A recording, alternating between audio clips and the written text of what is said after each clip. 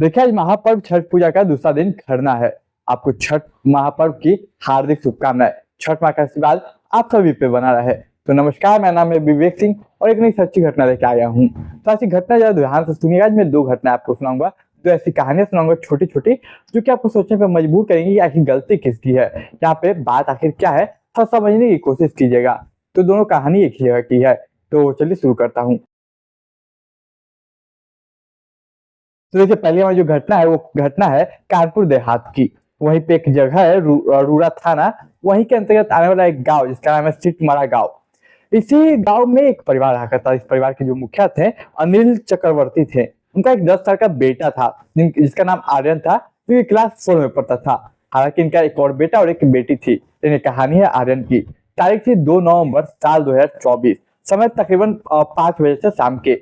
आर्यन गया हुआ था वहीं से कुछ 400 मीटर की दूरी पे एक बस्ती है, मुस्लिम बस्ती। वहीं पे एक मेला मैदान है, वहीं पे वो गया हुआ था।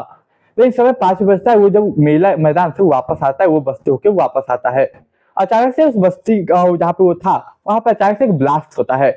ब्लास्ट होके पूरा जो जगह था वो धुआं धुआं हो जाता है। और जब धुआं हटता है तो आर्यन जमीन पर पड़ा हुआ था, उसका बॉडी लहूलुहान हो चुका था। तमाम जो लोग देखते हैं वो फौरन से पकड़ के हॉस्पिटल ले जाते हैं। पुलिस को खबर की जाती। हॉस्पिटल में ले जाते ही डॉक्टर उसे मृत घोषित कर देते हैं।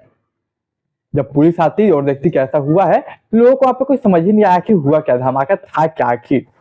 खैर, पुलिस आर्यन के परिवार वाले यानी कि अनिल चक्रवर्ती के पास और उसकी माँ के पास पहुंचते हैं और बातें करते हैं।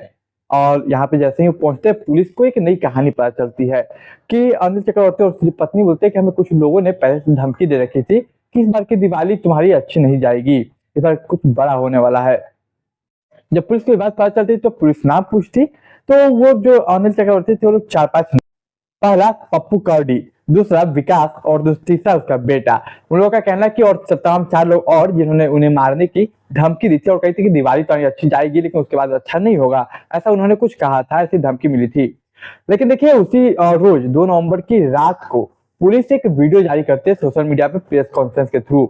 उस वीडियो में ये बताया जाता है कि वहां पे एग्जैक्टली हुआ क्या था। पुलिस के मुताबिक कहा था कि जब वहां पे एक लड़का था अंकित राठौर नाम का, वो बच्चा सुतली बम जो होता है वो फोड़ने की तैयारी कर रहा था और सुतली बम में आग लगाता है।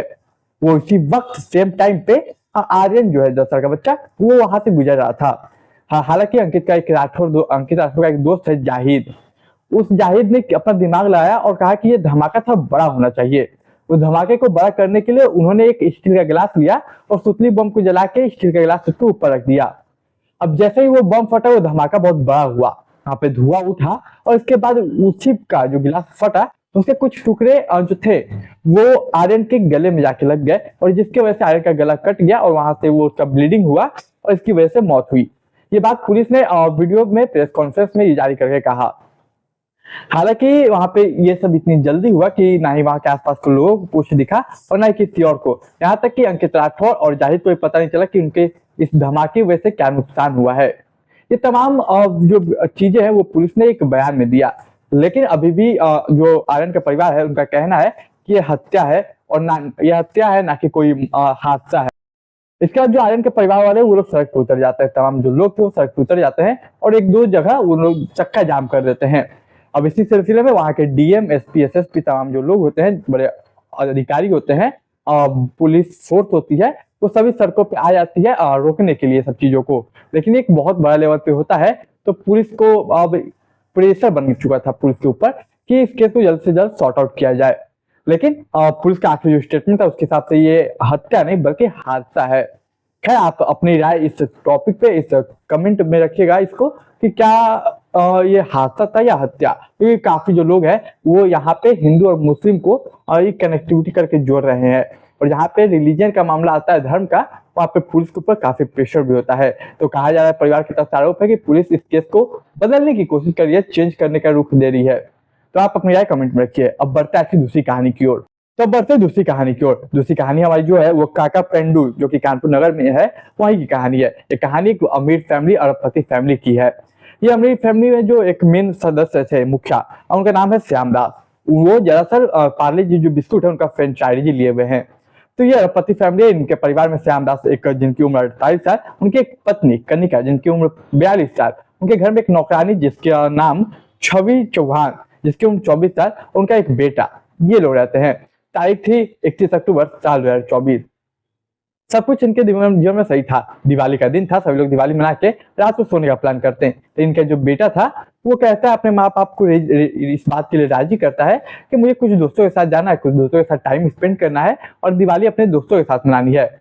थोड़ा पहले तो पेरेंट्स मना करते, लेकिन थोड़ा सा उनका जो बेटा था, हर्ष नाम है, हर्ष मना लेता है। उसके माँ बाप बोलते हैं ठीक है जाओ। फिर वो चला जाता है। जाके जब वो तकरीबन रात के 3 बजे और वो वापस आता है। अब रात के 3 बजे वो आता है तो देखता है कि उसके घर से धुआं उठ रहा है। ये देख के वो घबरा जाता है, फौरन तमाम लोगों को हल्ला करता है, आवाज लगाता है। तमाम लोग देख के पुलिस को और फायर ब्रिगेड को कॉल करते हैं। अब आग पे काबू पाने की कोशिश की जाती है फायर ब्रिगेड वालों के द्वारा। जब पुलिस और तमाम लोग फायर ब्रिगेड वाले जाते हैं अंदर तो 3 लोग मिलते हैं बेहोश के हालत में। पहला श्याम, दूसरा कनिका और तीसरा उसकी काम वाली छवि। अब तमाम ये चीजें थी कि आखिर आग लगी कैसे, ये बात पता करना था। पता करने के लिए तमाम जो पुलिस वालों ने इन्वेस्टिगेशन की, तमाम जो फोरेंसिक ने इन्वेस्टिगेशन की, उसके आधार पर ये बताया गया कि आग दरअसल मंदिर है। मंदिर के पास एक दिया रखा हुआ था और दिया के वजह से जो आग जल रही थी वो आग पर्दे में लग गई और उस पर्दे में जो आग लगी वो आग इतनी फैल गई कि पूरे घर में आग लगने लगी। अब दरअसल वो एक अमीर फैमिली थे, तो उनके जो भी काम थे दीवारों पे ज्यादातर काम लकड़ियों के किया गया था। तो लकड़ियों की वजह से जब पर्दा में आग लगा तो वो आग तेजी से लकड़ियों में पकड़ा और लकड़ी से पूरा घर में पकड़ लिया। और वही धुआं की वजह से जब तमाम लोग सो रहे थे तो वो धुआं की वजह से वो आग पर घर में फैल गया और धुएं की वजह से वो लोग घुटने लगे और इसकी वजह से वो बेहोशी की हालत में आ गए। तब तक आर्यन उनका बेटा जो हर्ष है वो आ चुका था। आने के बाद ये हुआ। हालांकि कई सवाल इस पे भी खड़े होते हैं कि क्या सच में एक दिया इतना आग लगा सकता है कि पूरे घर को आग लगा दे और 3 लोग घुट जाए दम से, मतलब घुटने लगे। क्या उनको पहले भनक नहीं थी, क्या वो भाग नहीं सकते थे? ये तमाम तरह के सवाल अभी भी उठ रहे हैं। हालांकि पुलिस का बयान यही है कि आग दिया की वजह से लगी। अब दोनों कहानी पे अपना अपना राय विचार रखिएगा।